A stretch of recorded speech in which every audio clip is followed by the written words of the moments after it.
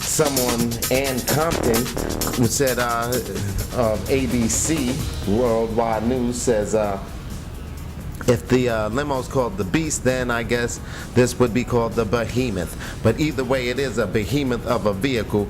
The bus is huge, black tinted windows, all that. Now, if I was the president, you know, it'd be decked. Well, of course, it has the flat screen televisions in there. Probably have me a couple of 3D ones. Hey, I'm saying, look, I would have spent my own money, not the taxpayers' money, because the taxpayers are paying for this tour that he's doing through the Midwest. But we won't talk about that too much right now because I don't want to get into it because the rest of the candidates are doing it as well. Rick Perry, I think that's his name. This guy who's out of Texas is running for. Who's going to be running for president. You got to watch this dude. He's like a young Reagan Bush kind of guy. You can check him out. Let's check him out. Let's check out some of Rick Perry, who claims that he's a prophet, from what I hear. You know.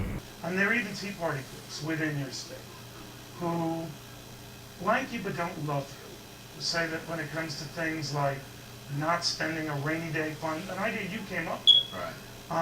You say one thing and do another. What do you say? I say that a prophet is generally not loved in their hometown. That's both biblical and practical.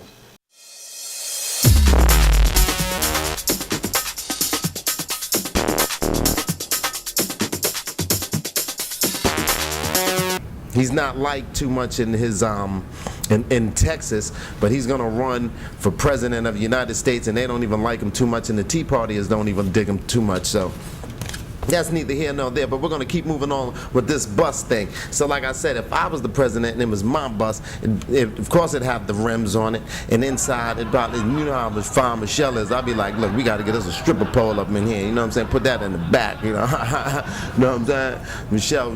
But that's just me. What we do in privacy of our own home is, but just because, you know, I'm the president don't mean I ain't a little freaky deaky. Shoot, check out Clinton. There it is. That's, look, all politicians are freaky. I don't care how cool the president is. I know him. I know they get it on. You know what I'm saying? But either way, you don't want to think about the president. Yes, you probably would. But that's what this show is. Fux News, man. And if you don't care, then we do. Either way, move right along. Check out the bus. And while you're checking out the bus, I'll get some more things together and we'll be back after these commercial messages.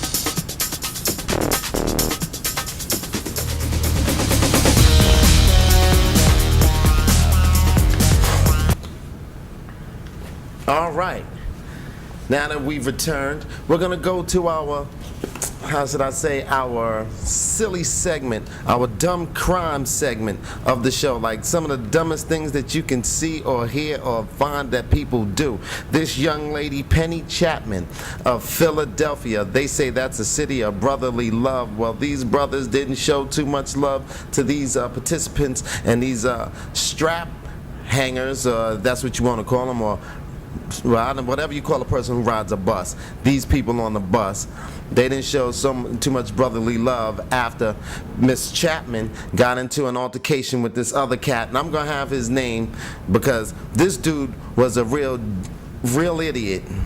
Like he's a real jackass. He gets into a conversation with the young lady with the woman because she's sitting her son, and she gets on the phone, calls her peeps. And then her peeps, you know what I'm saying, like, what? We'll meet you at the bus, you know what I'm saying? So as soon as the bus pulls up to her stop, you'll see it all take place. They pull her off the bus, but everybody starts pulling big ass guns out their pockets and out their skinny jeans and whatnot. But I'm going, for what? None of them got on the bus and then pulled this dude off. They could have just pulled the dude off and whooped his ass. But like, now we're going to show you what we do for people who don't mind their business about what we do with our children. But nah, this is what these suckers did, and this is just some of the dumbest. Look, just check it out for yourself if you haven't already seen the daggone stuff on YouTube. It's probably gone crazy right now, and they're all being held on some kind of bail.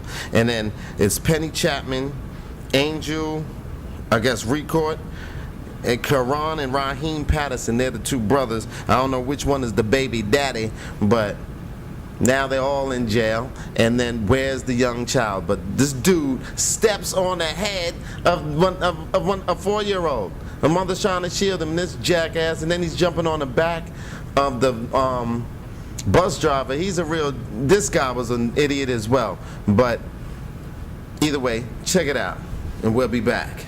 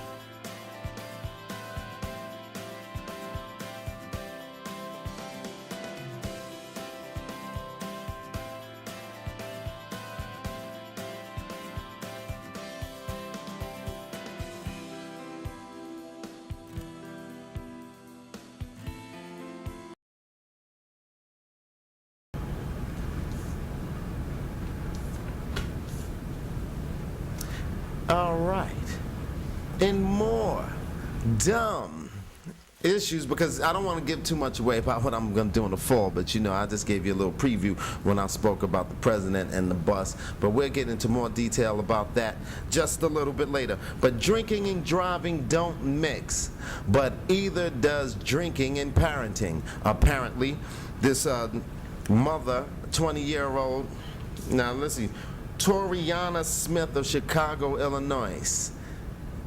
This chick is bananas. She gets drunk off some vodka with her friends. I guess they're chilling out wherever they were chilling. Her baby starts to cry, and this chick decides to smother her baby, strangle her baby, choke her baby out. Then the baby father comes to the crib and like, yo, where's my son at? You know what I'm saying? So she's like, oh man. She slips out the back, puts the baby in a baby bajon. And if you don't know what those are, because I didn't either, I'm assuming it's the thing that you strap up to the front of you. And then you know how mothers have that, or you know, you see mothers walking around the streets with those. She straps the little kid to her, the little kid's body to her, and goes to the mall and shops. Then turns up at her friend's house just a little bit later, and then a friend notices blood on side the baby bajon and notices that the baby isn't breathing and calls authorities, and now Miss Smith, 20 years old, is locked up. Now, we've been hearing about Casey Anthony, that story, for quite some time, but that woman's out of jail. But what about stories like this? Nobody's really talking about these stories, and when we come back, the priest that was found dead in a Times Square hotel. First of all, what the heck was the reverend and priest doing in a Times Square hotel anyway? Where was the hooker? But there was no hooker, but there was something else. And we'll have that story and more when we return with Fux News and your host, Master Rock. We'll return in a second.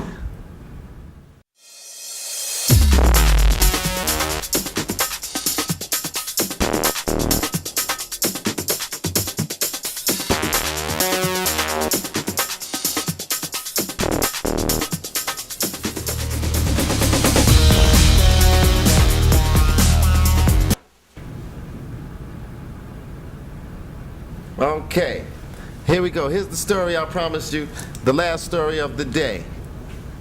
A priest dies in a Florida pastor found dead in the Times Square hotel. The room may have hotel room, yeah, he may have died of a drug overdose, according to police. A small glassine envelope containing a white powder was found in Zachary Tim's pocket.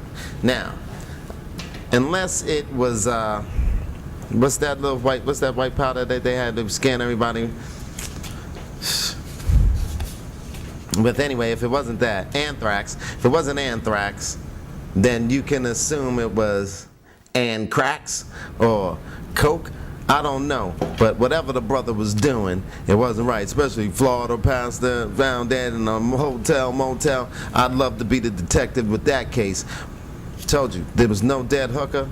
Something's going on. Something's fishy with this story. Well, that's my time. That's what it is for today. This is Fux News, your host, Master Ra, and we'll hope to see you again and do it all again, my friend. But until then, if I snooze, you lose. So here, always, to report the news, Master Rock, and I'm out. Fux News. Peace.